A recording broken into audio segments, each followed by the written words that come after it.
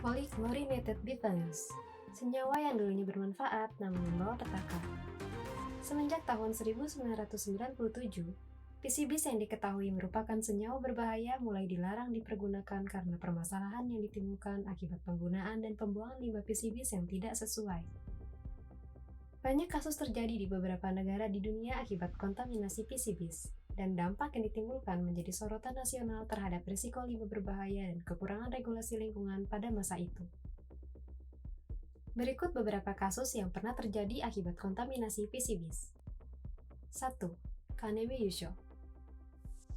Pada tahun 1969, sekitar 13.000 orang terkena penyakit akibat mengkonsumsi rice bran oil yang terkontaminasi PCBs berkonsentrasi 2.000 hingga 3.000 ppm dikarenakan adanya kebocoran pipa PCBs sebagai heat exchanger agent ketika proses produksinya.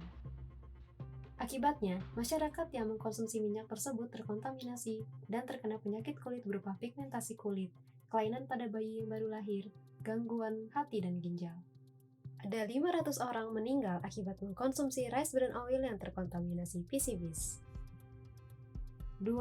Yucheng Accident.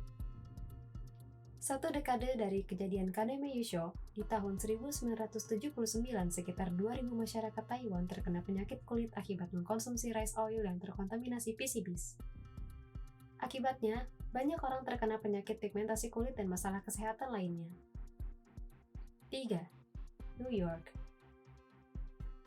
Di New York, Amerika Serikat, terjadi kasus kontaminasi PCBs akibat pembuangan limbah B3 di lahan yang sudah tidak terpakai.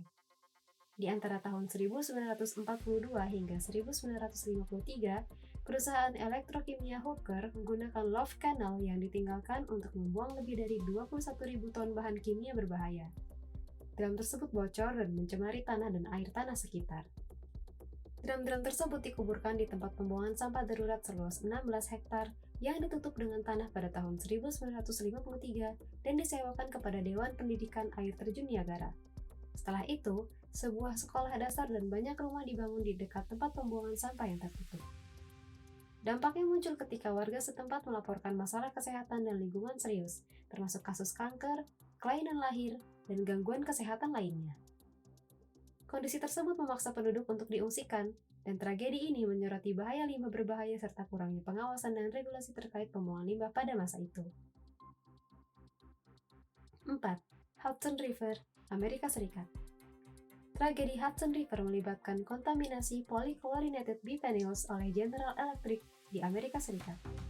Pada tahun 1947 hingga 1977, GE membuang lebih dari 1,3 juta kilogram PCBs ke Sungai Hudson di New York. PCBs yang terkontaminasi menyebabkan dampak serius pada ekosistem sungai dan kesehatan manusia. Seiring berjalannya waktu, PCBs telah mencemari hampir 200 mil Sungai Hudson dan sekitarnya hingga pelabuhan New Jersey, menjadikannya situs Superfund terbesar di negara tersebut. Kontaminasi ini memicu penutupan sementara perikanan di Hudson River dan mengarah pada langkah-langkah hukum dan regulasi ketat. Pada tahun 2002, EPA atau Environmental Protection Agency mengeluarkan perintah untuk membersihkan sungai dari PCBs, dan proses pembersihan yang kompleks masih berlangsung hingga saat ini. EPA menyetujui pengerukan sekitar 2,65 juta meter kubik sedimen yang terkontaminasi PCBs dari hulu sungai Hudson. Antara tahun 2009 dan 2015, lebih dari 2,75 juta meter kubik sedimen terkontaminasi dikeruk. Pekerjaan rekonstruksi habitat dan penyelidikan PCBs di daratan banjir terus berlanjut.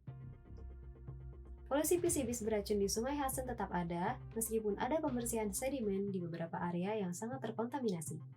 Ikan di seluruh Hudson berbahaya untuk dimakan, dan hampir semua penangkapan ikan komersial telah ditutup.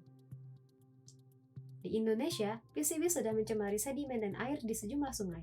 Ditemukan konsentrasi PCB sebesar lebih dari 400 ppb di Sungai Surabaya dan Ciliwung.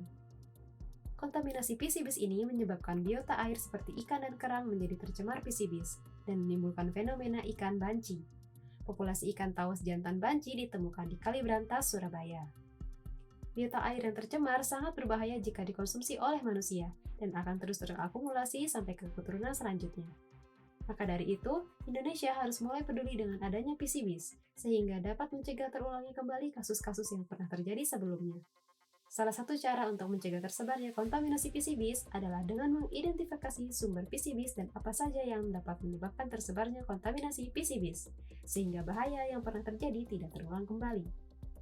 Mari sama-sama menjaga bumi kita dari bahaya dan ancaman kontaminasi PCBs untuk mencapai Indonesia Free PCBs 2028.